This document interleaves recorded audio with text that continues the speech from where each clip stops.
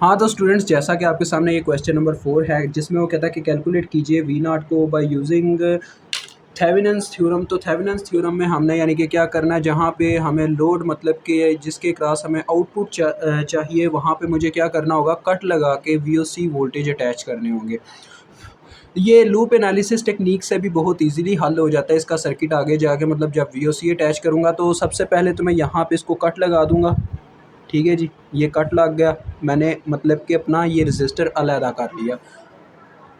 तो उसके बाद आपको ये सर्किट कुछ ऐसा दिखाई देने लग पड़ा, क्योंकि आपने इसमें से 2 किलो ओम का रजिस्टर क्रॉस आउट कर दिया है, तो वो एक अलहदा चीज़ बन चुकी है। अब उसको मेजर सर्किट के साथ ही अटैच किया जाएगा। तो यहाँ पे हम क्या अटैच करेंगे, जैसा कि हमारे मतलब कि थेवेनिन्स भाई का कहना था, उसने कहा था कि जब आप कट ऑफ लगा दें तो वीओसी वोल्टेज वहाँ पे ओपन सर्किट के साथ मेंशन करें। तो अब ये चीज़ें बार बार ही आपको बतानी पड़ती हैं, लेकिन मैं कोशिश करूँगा वक्त के साथ साथ अपनी ये जो मिस्टेक्स हैं इनको बेटर किया जाए। मतलब कि ये मिस्टेक मेरी ये है यहाँ पे कि मुझे ये एक अलहदा तौर पे वीडियो बनानी चाहिए इन चीज़ों पे कि ओपन सर्किट क्या होता है, शॉर्ट वायर क्या होता है, क्योंकि बच्चे ज़्यादातर कुछ बच्चे कमज़ोर होते हैं जिनको इन चीज़ों के बारे में पता नहीं होता।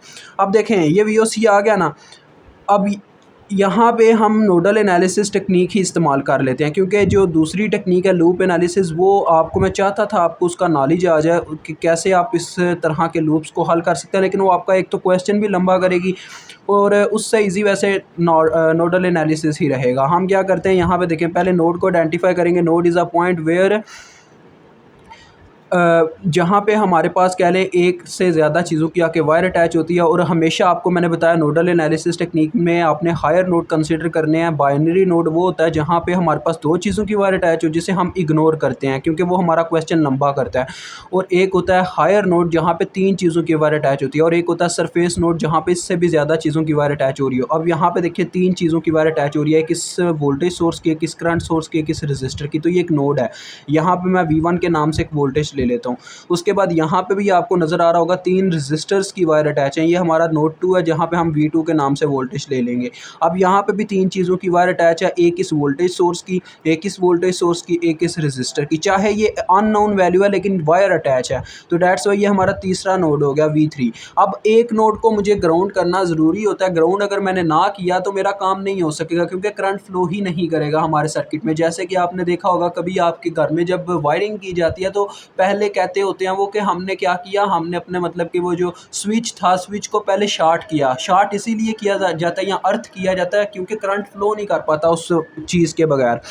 अब यहाँ पे नीचे एक और बन रहा है यहाँ पे ये नोड, क्योंकि यहाँ पे भी 3 चीज़ों की देखें वायर अटैच हो रही है। यहाँ पे हम इसको ग्राउंड कर देंगे, ठीक है जी, ताकि इसमें करंट फ्लो कर सके। तो ये हमारा काम डन हो गया। अब ज़रा गौर कीजिएगा, यहाँ पे आ गया है सुपर नोड का कंसेप्ट, क्योंकि यहाँ पे 2 नोड्स के सेंटर में सिर्फ एक वोल्टेज सोर्स अटैच है। अब ये बच्चों अपने जहन से निकाल दो कि वो वोल्टेज सोर्स आपका सिर्फ इंडिपेंडेंट होना चाहिए, ऐसा नहीं होता। वोल्टेज सोर्स है, चाहे वो डिपेंडेंट हो या इंडिपेंडेंट, दोनों में यही होगा कि सुपर नोड लग जाएगा जब भी वो 2 नोड्स के सेंटर में आ गया एक सिर्फ इंडिपेंडेंट सोर्स। ठीक है, सॉरी फिर से क्या है, इंडिपेंडेंट एक सिर्फ वोल्टेज सोर्स। तो लिहाजा अगर कोई मतलब रजिस्टर लगा होता फिर तो हम करंट फ्लो करवा सकते थे, लेकिन यहाँ पे अब क्या हो गया, हमें बाउंड्री ड्रा करनी पड़ रही है सुपर नोड की, और फिर हम इसकी इक्वेशन को लिख पाएंगे। देन हम अप्लाई करेंगे। 2 तरह से इसकी इक्वेशन बनेगी। अब एक तो इसकी बाउंड्री की वजह से सुपर नोड के ऊपर KCL अप्लाई करने से हमें इक्वेशन मिलेगा, और दूसरा इसकी खुद से इक्वेशन बनेगी। देखें पॉजिटिव पोल जिस तरफ है वो वाले नोड के वोल्टेज प्लस में, दूसरे के नेगेटिव में। तो ये आ जाएगा V1 minus V3 is equal to 12 volt.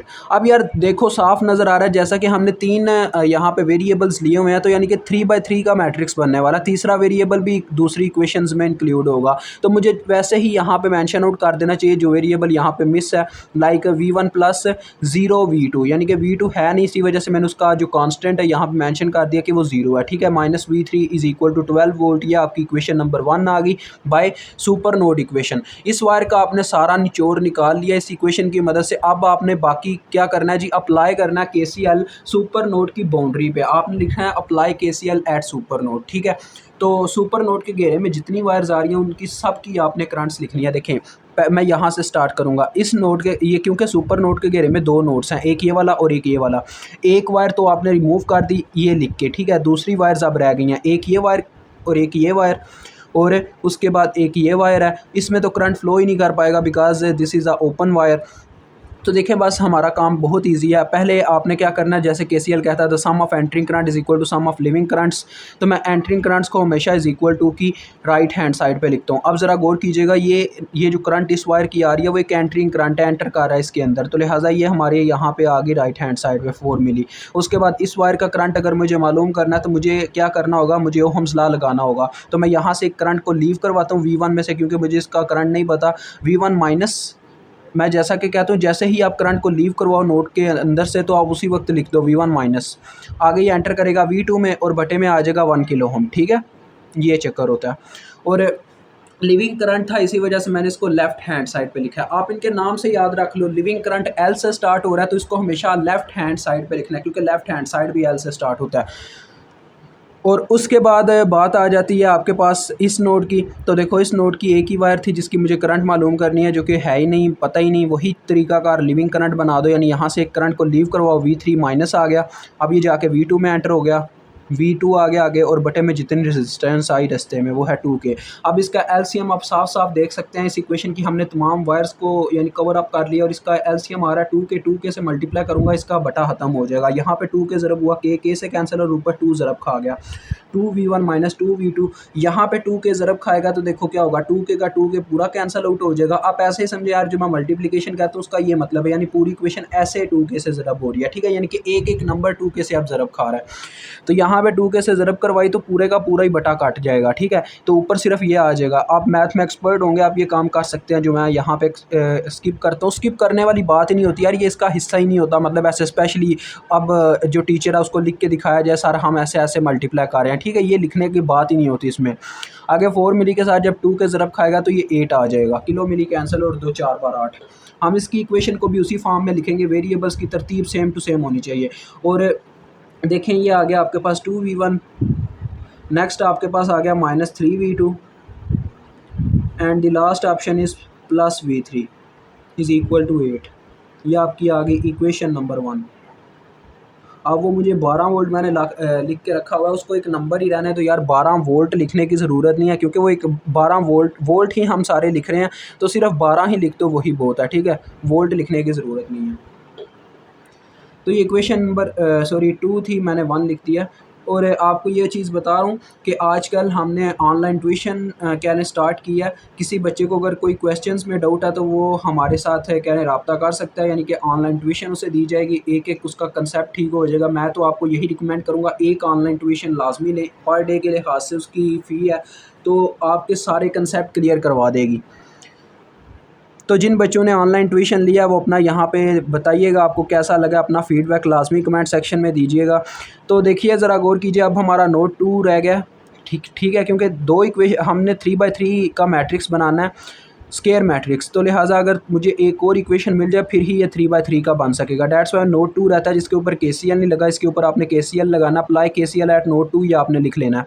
तो अब इसकी बात करूँ, देखो इसके घेरे में 3 वायर्स हैं। पहले मैं इस वायर की करंट लिखना चाहूँगा, तो क्या आएगी V2 माइनस, क्योंकि मुझे करंट का नहीं पता, V2 माइनस करंट को लीव करवा दिया मैंने, V1 ओवर 1K। ठीक है, अब इसी तरह से देखो इसकी करंट भी ऐसी पता चलेगी, V2 minus V3 over 2K।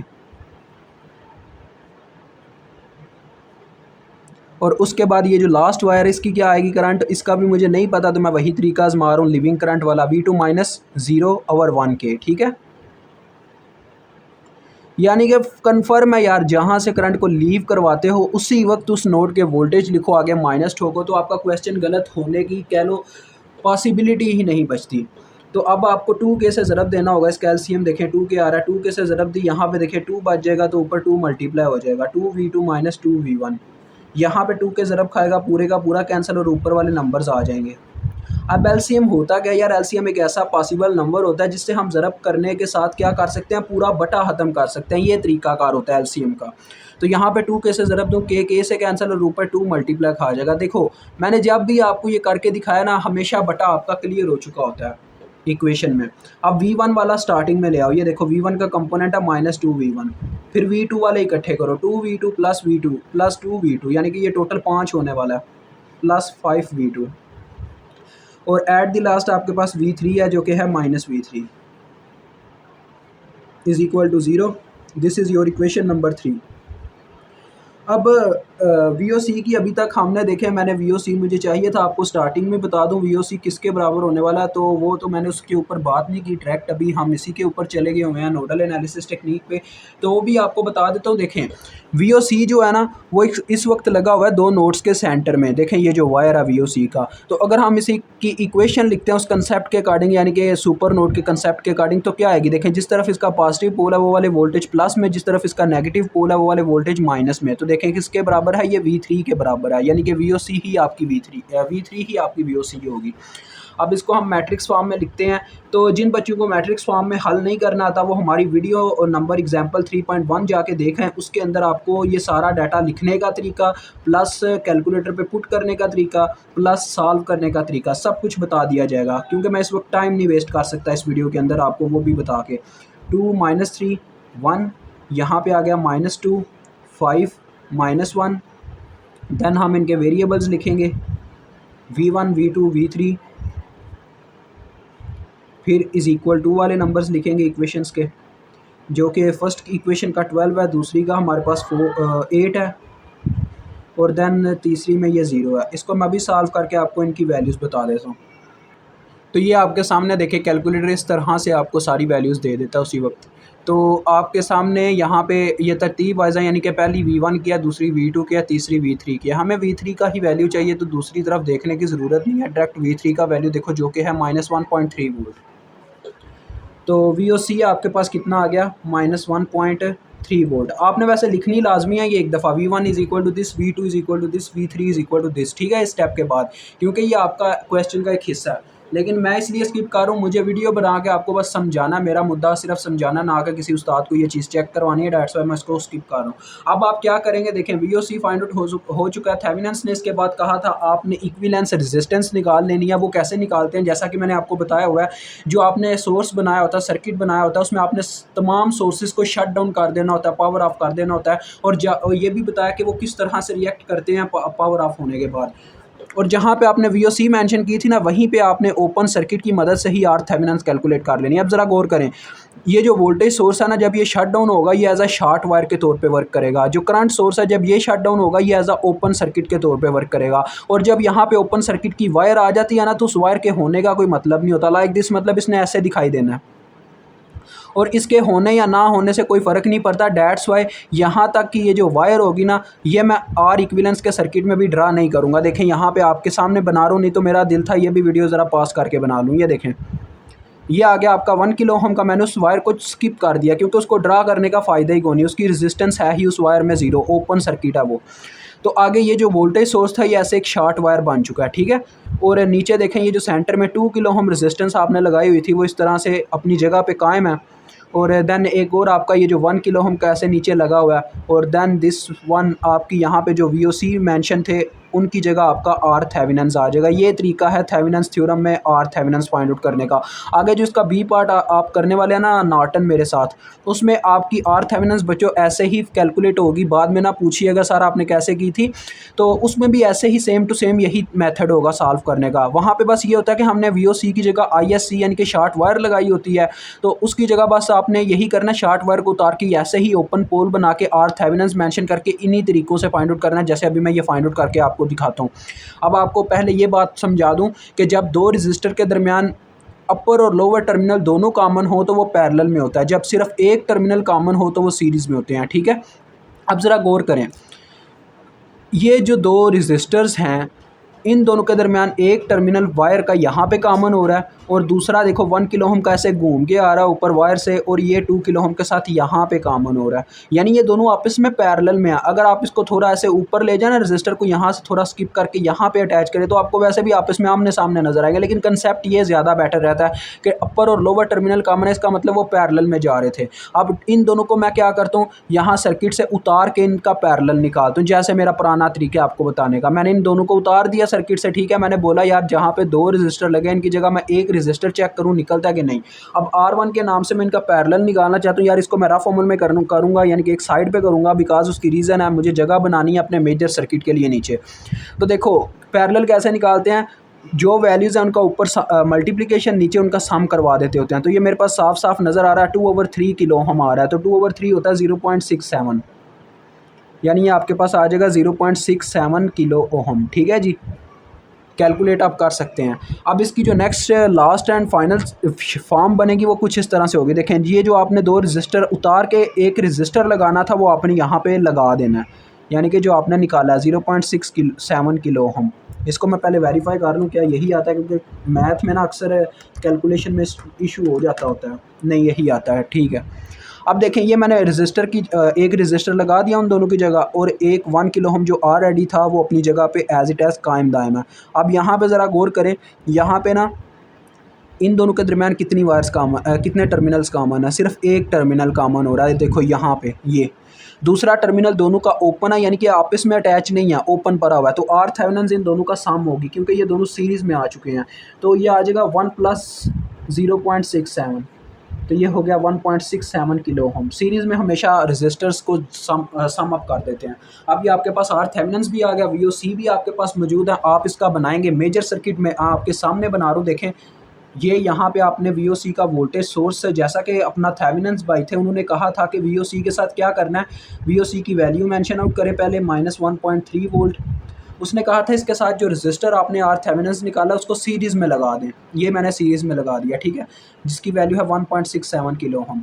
और नेक्स्ट उसने क्या कहा था, नेक्स्ट उसने ये कहा था कि आप इस रजिस्टर और इस वोल्टेज सोर्स के साथ जो आपने पार्ट कट आउट किया था उसको अटैच कर दें, यानी कि जिसको आपने सर्किट में से क्या ले कट ऑफ कर दिया था कैंची का इस्तेमाल करते हुए, वो गया 2 किलो ओम का वो रजिस्टर जो हमने निकाला हुआ है। तो यहाँ पे वो अटैच हो जाएगा ऐसे, देन आपका मेजर सर्किट है ड्रा हो चुका है। अब इसी के क्रॉस आपने वी नॉट निकालना है। तो यार ये सिंपल देखो, एक लूप का सर्किट है, लूप के ऊपर आप पहले इसकी करंट भी निकाल सकते हो, फिर वी नॉट फाइंड आउट कर सकते हो। या डायरेक्ट एक मेथड है सिंपल, ये सीरीज़ में सब कुछ लगे हुए हैं सिस्टम।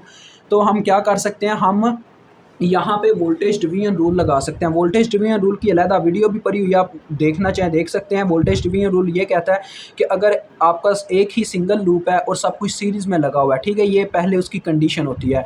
तो आप जिस रजिस्टर के क्रॉस वोल्टेज फाइंड आउट करना चाहते हैं उसकी रेजिस्टेंस को ऊपर रखें, बटे में रखें टोटल रेजिस्टेंस, यानी कि उसकी अपनी भी प्लस जितने भी रजिस्टर उस लूप के अंदर शामिल हैं, जो कि 1.67 भी आ जाता है इसके अंदर, ठीक है। मल्टीप्लाई करवा दें सप्लाइड वोल्टेज के साथ, यानी जो बैटरी इनको इस वक्त वोल्टेज प्रोवाइड कर रही है वो है आपके सामने -1.3 वोल्ट वाली। तो ये आपके पास आ गया। अभी आप डायरेक्ट इसके फाइंड आउट कर लें कितने बनते हैं। 2 डिवाइडेड बाई ये हमारे पास आने वाला है, यार ये मैट्रिक्स मेथड में पड़ा हुआ है, कैलकुलेटर्स को रीसेट ऑल करना पड़ेगा। 2 डिवाइडेड बाई 3.67 आ जाएगा बटे में, और मल्टीप्लाई करवाएंगे -1.3 के साथ। तो ये बच्चों आपके पास आ जाता है आंसर -0.7 1 कह सकते हो आगे, 71 वोल्ट। नहीं जी, आपका क्वेश्चन सॉल्व होता है। फीडबैक लाजमी दे के जाइएगा, आपको वीडियो कैसी लगी और वो भी फीडबैक दे के जाइएगा जिनको ऑनलाइन ट्यूशन हमने पढ़वाई थी। तो खुदा हाफिज़, नेक्स्ट इसका पार्ट आपको नेक्स्ट वीडियो में देखने को मिलेगा।